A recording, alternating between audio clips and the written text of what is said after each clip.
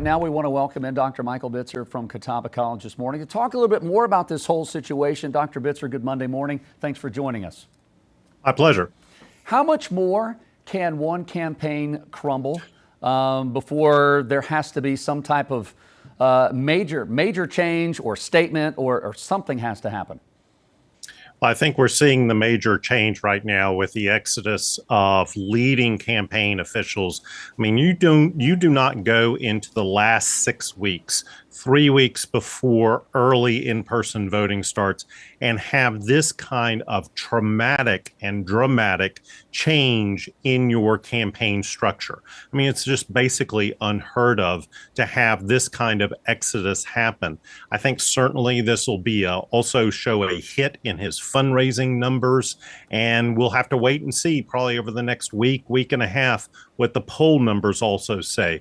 But this is, as I described last week, an asteroid that hit North Carolina politics, and it feels like already the campaign has been significantly damaged by this impact.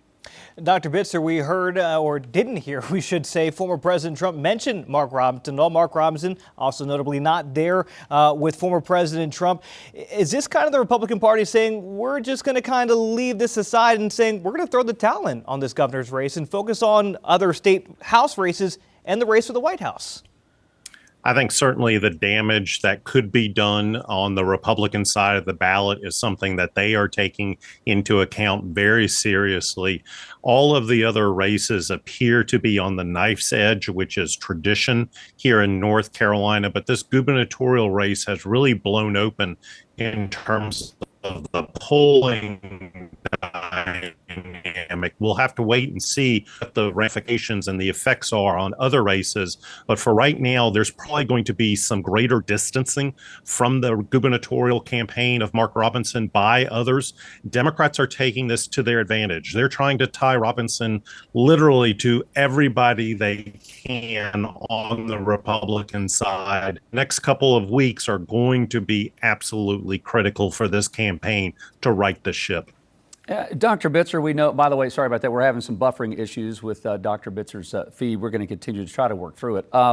We know that Trump won the state of North Carolina in 2016, 2020 as well, despite the governor's race going to the Democratic side. If that happens again, do you think does that even worry the Trump campaign if you're his campaign? Or you're like, we've done it before, we feel pretty good about it. We could still win the presidency without North Carolina?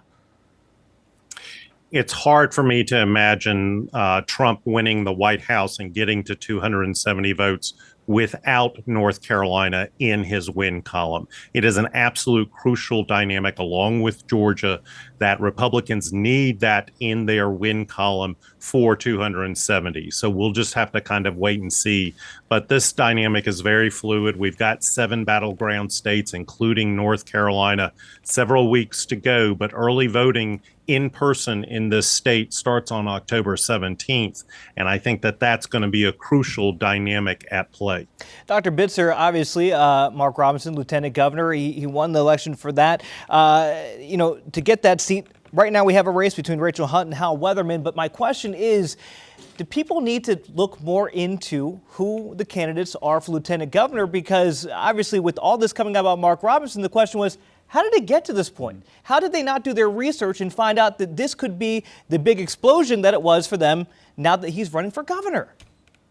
Well, I would certainly encourage all voters to do their homework. I mean, this is part of being a citizen of the United States.